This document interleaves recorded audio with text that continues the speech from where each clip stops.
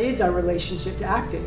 We have to understand that with any relationship, there's a series of trials and tribulations that come with that relationship, just as there's a series of bliss and fun and enjoyment and intimacy and romance that come with any relationship that we're in, depending on the relationship that you're in. And one of the things that I think is so important is when we look at what we do, we have to ask ourselves, or ourself, what is my relationship to what I do?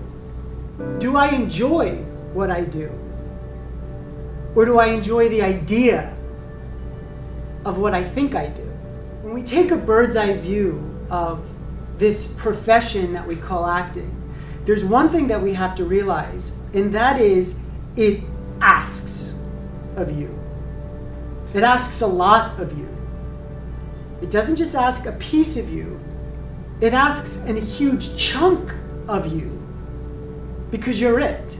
And a lot of times when you're put in the fire of something that's cooking, it can feel like a lot. It can be a love-hate relationship.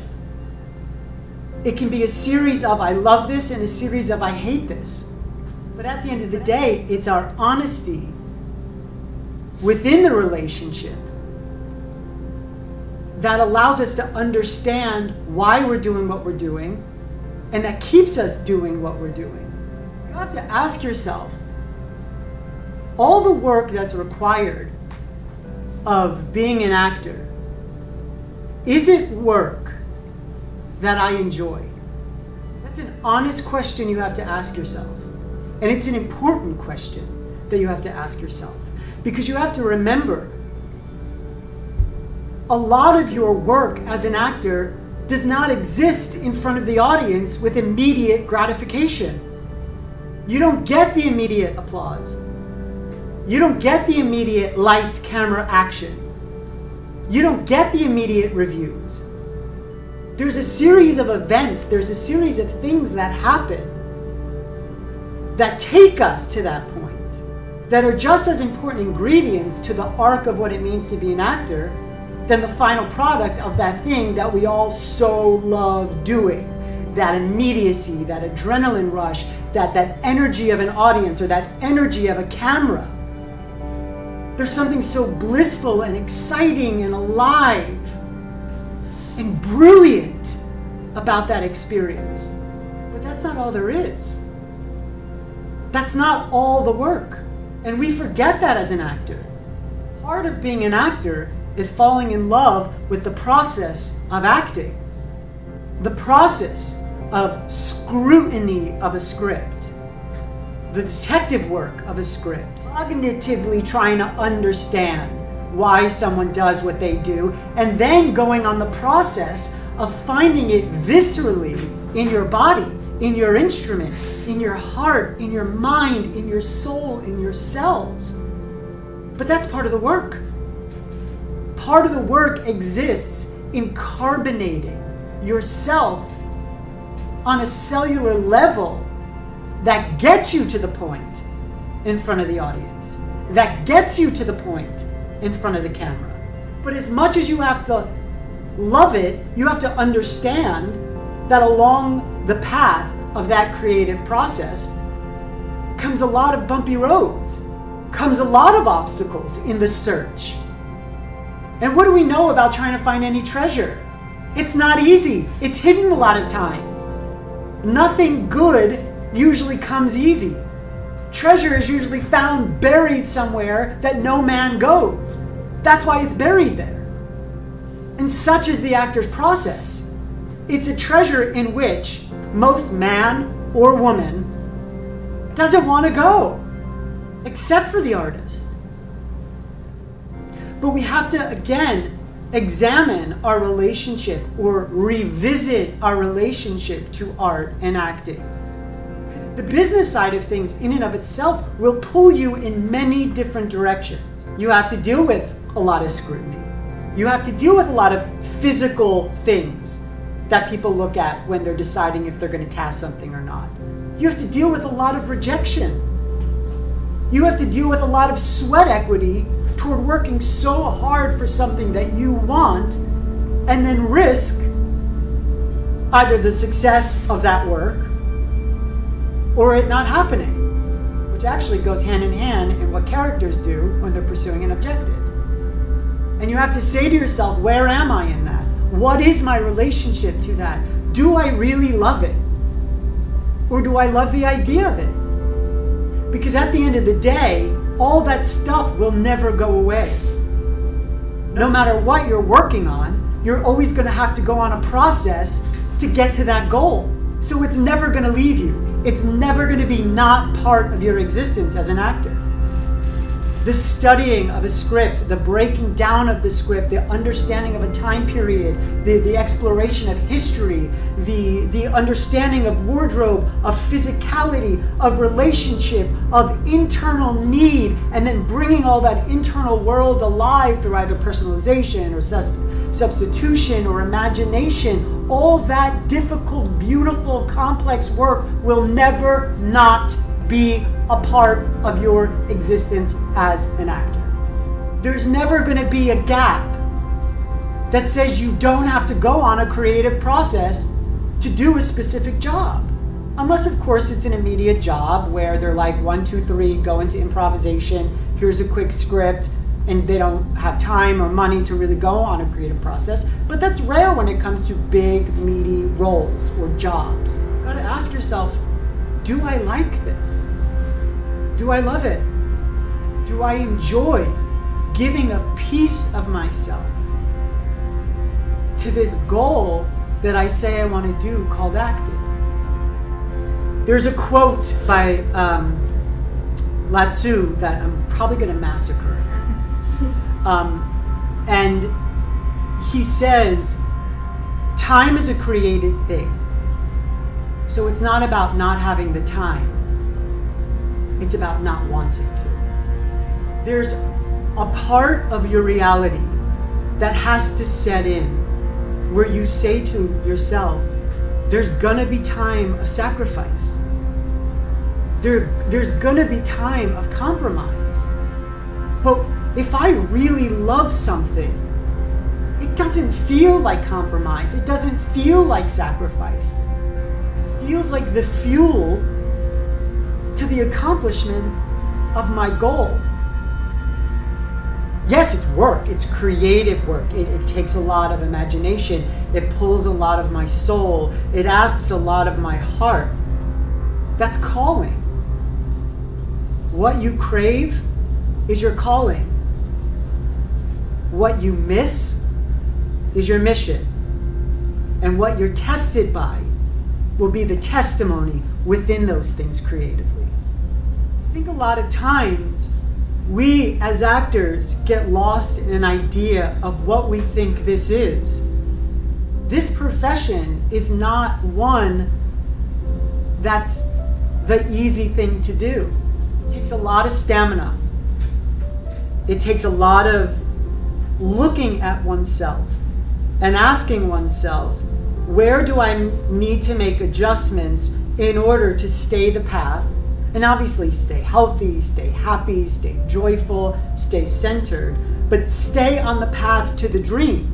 You gotta ask yourself, do I really enjoy it? Do I really like it? Do I really love doing the work? Or does the work feel like work that I'm gonna punch out because I can't wait to go to the diner and get a burger? Essential ingredient to art. And that's the thing you have to say. The thing that your soul calls for you to do within the medium that you choose to do. And it's not always easy. What it pulls from, it's not always easy.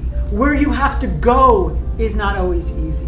And so when I ask actors, I ask that question in earnest. A lot of times we can convince ourselves of excuses that try to take us off our path. We can create a series of circumstances that just make things a little too busy. right? Things that make things just a little, it's important for us to take care of ourselves. It's important for us to rest. It's important for us to take pause and recharge and re-electrify ourselves. But within that, you gotta ask yourself, do I like it? Do I like sitting home imagining? Do I like sitting home reading a script and rereading a script and rereading a script and rereading a script and rereading a script and rereading a script and rereading a script and making notes and creating a biography and creating a history and breaking it down and looking for specificity and understanding relationship and then carbonate all that stuff in a way that it excites me so I can't wait to get up in the space and do it? Do I like that? Like the idea of it. The idea is the thing that allows the bridge to collapse. But the love of it is the thing that reinforces the bridge no matter how tumultuous the weather is. The love and the passion for the thing you say you want to do in a way that it becomes a tangible thing that you do it is the thing that keeps the structure solid. It keeps it unwavering. And also being honest with yourself.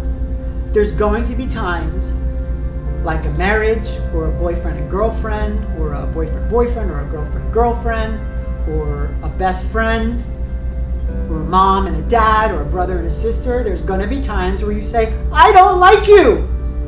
I love you, but I don't like you right now. Because it gets tough. And nobody likes things that get tough, but it shouldn't waver the love.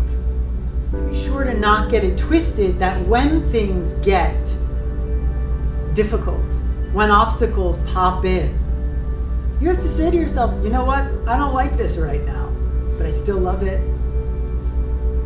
Because that's honest. Knowing that in your career and knowing that in your art, there's going to be ups and downs. But the one thing that I can promise you, and it's the one thing that I try to say all the time in classes and with private clients. All the darkness, all the bumps, all the peaks, the valleys, all the fall downs, all the bruises are gonna be the thing that stimulate even more creative inspiration. It's the thing that fuels great art. It's the things like that that we end up pulling from in identification with our work. On top of our joy, our excitement, our love, our passions, our successes, the fun we've had. What's my relationship to my work? Do I need to work on the love of my work? Because that happens. Just like a relationship, right? Sometimes it feels a little stagnant, but you don't leave it. Sometimes you say, you know what? I don't want to leave it. I want to work on it. And you've got to go on that journey, but just like any relationship, in order to stay in it, you got to be honest. And you got to work at not only the work itself, but the work of the relationship of it and with it. There are going to be times when you are so excited about your work. There's going to be so many times where you just feel so inexplicably inspired, and there may not be an outlet. Create one. There's no one that's tying you down and saying no to your own endeavors. There's not a single person out there. Become your grand manifester. Don't wait for someone to make your dreams come true. No one's going to be your hero. You have to be. You got to make your shit happen. It starts with you. You're the answer. You're the match and you're the flint. Create your own fire. When one door closes, look at the wall, knock the damn wall down, and make your own damn door. Stop waiting. Life is too short for for you to be waiting for Superman or Wonder Woman to come knocking at your door and saying, I'm going to fix your life. The nature of you as artists is to create.